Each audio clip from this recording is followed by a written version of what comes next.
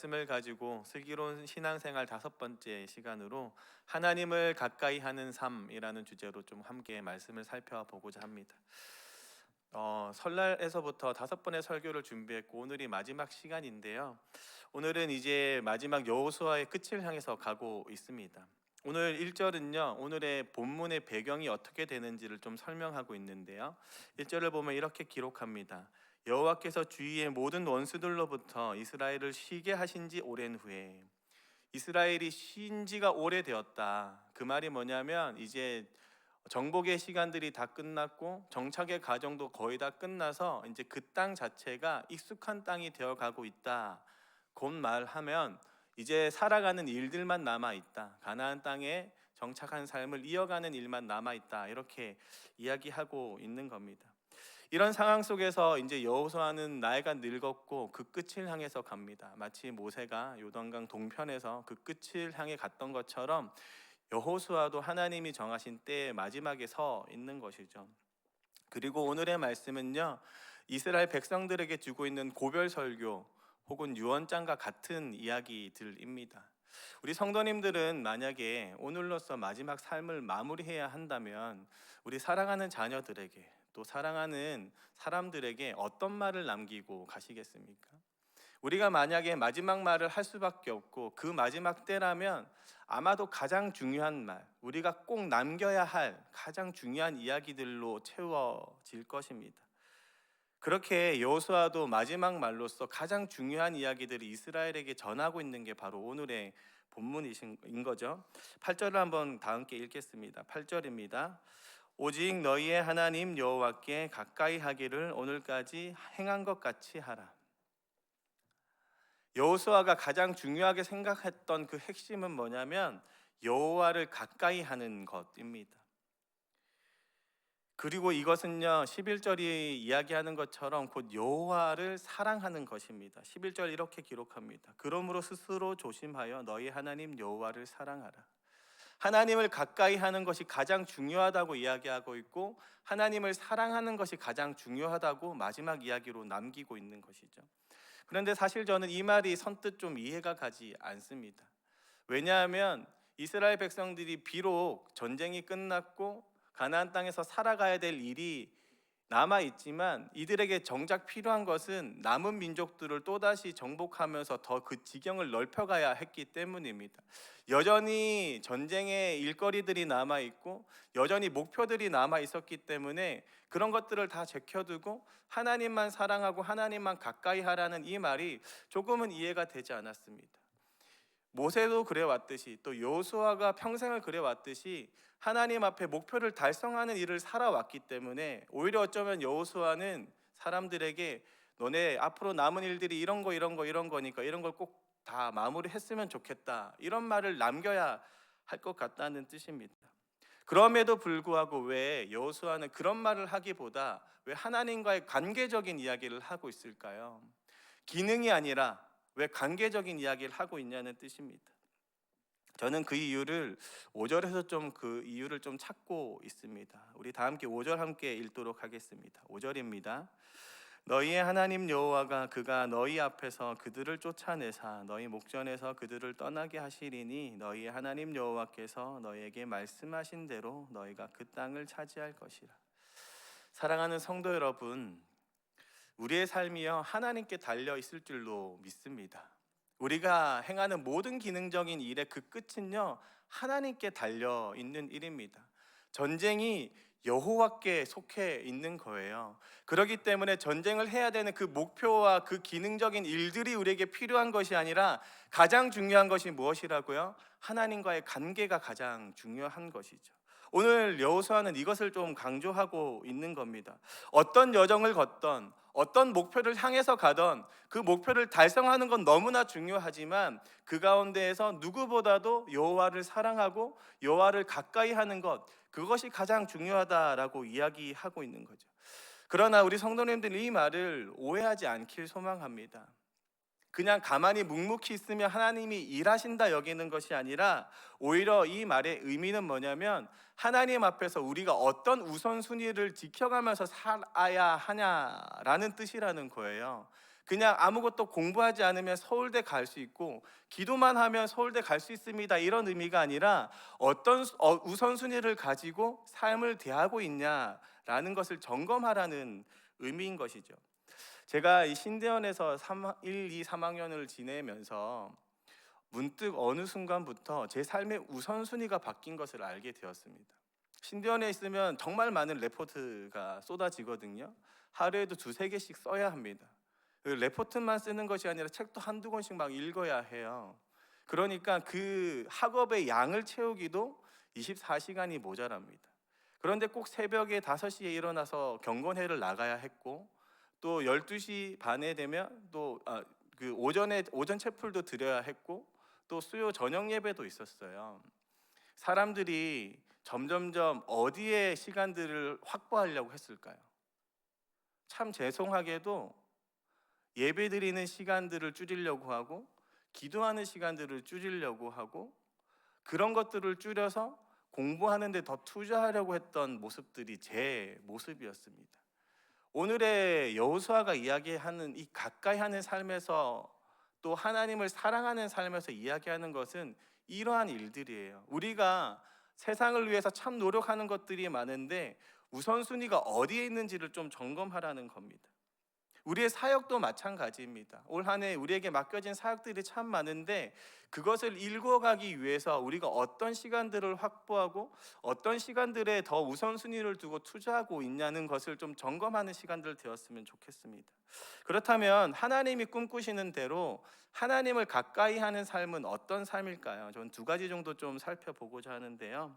하나님이 내 삶의 우선순위가 되는 기준, 그 첫 번째는요, 말씀대로 살아가는 노력입니다.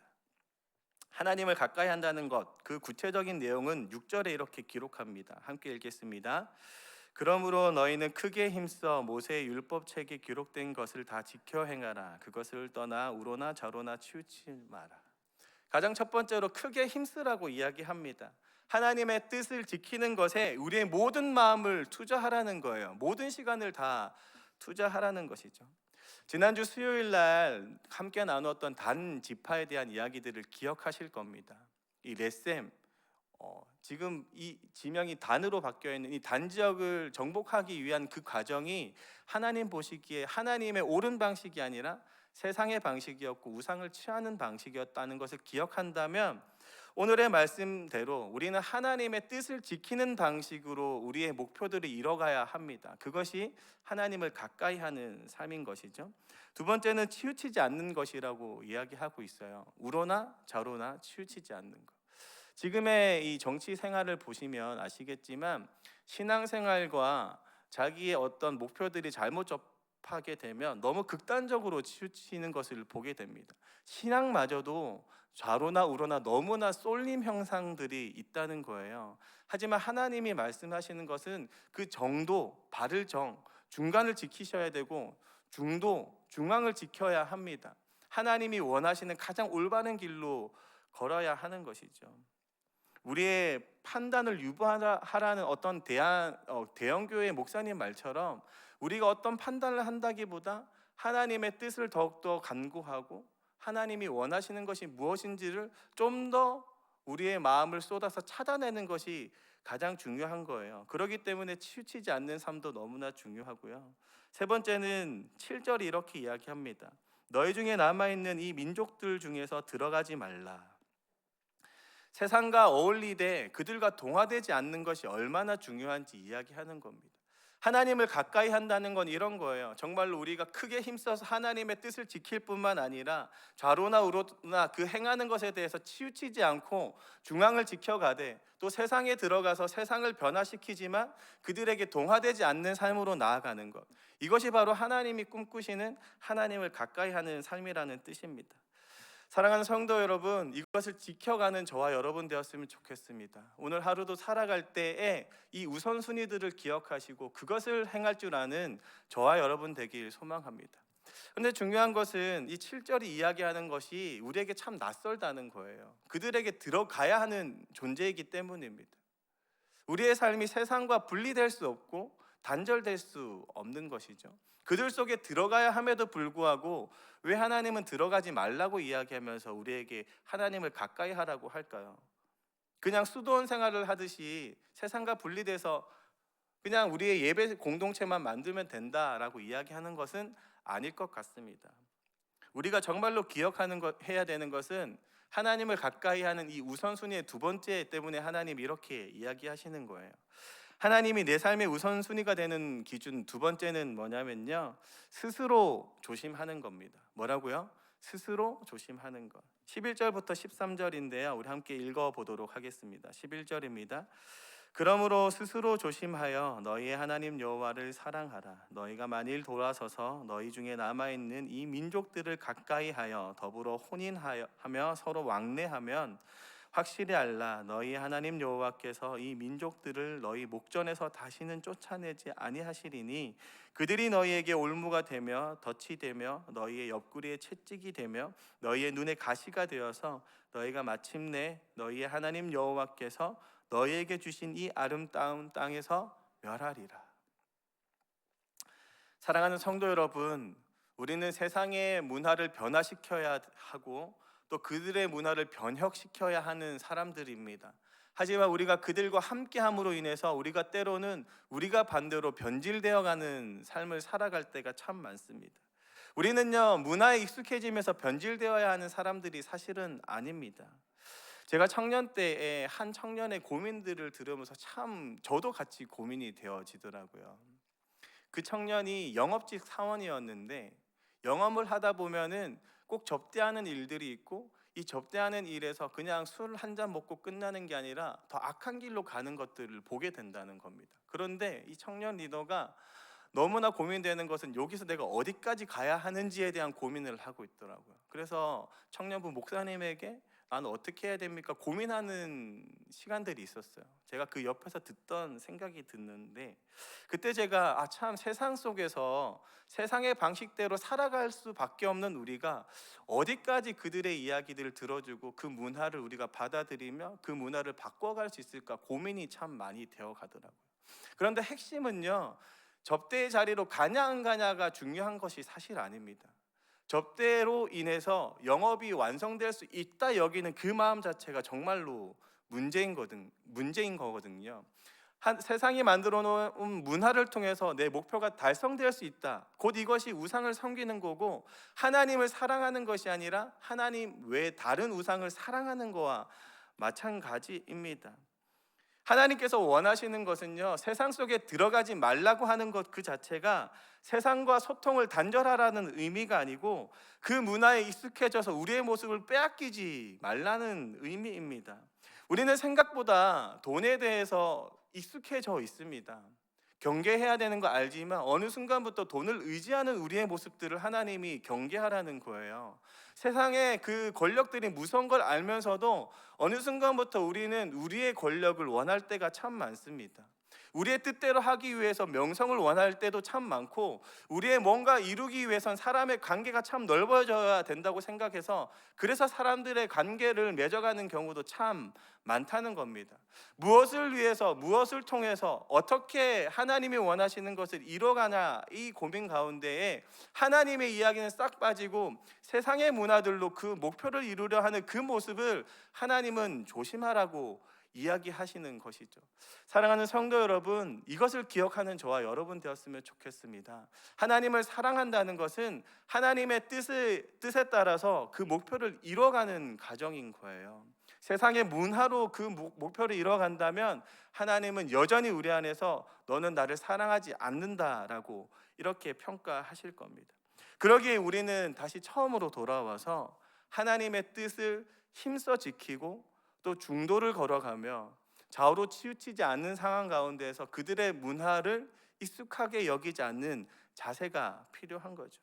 저는 이 본문을 묵상하다 보니 이 누가복음의 6장 말씀이 좀 생각이 났습니다.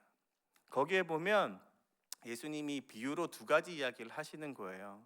반석 위에 지은 집과 모래 위에 지은 집에 대한 신앙생활을 이야기하는데 반석 위에 짓는 집과 모래 위에 짓는 집의 가장 큰 차이점은요, 말씀을 듣고 행하는 것이라고 그 기준을 명확하게 이야기합니다.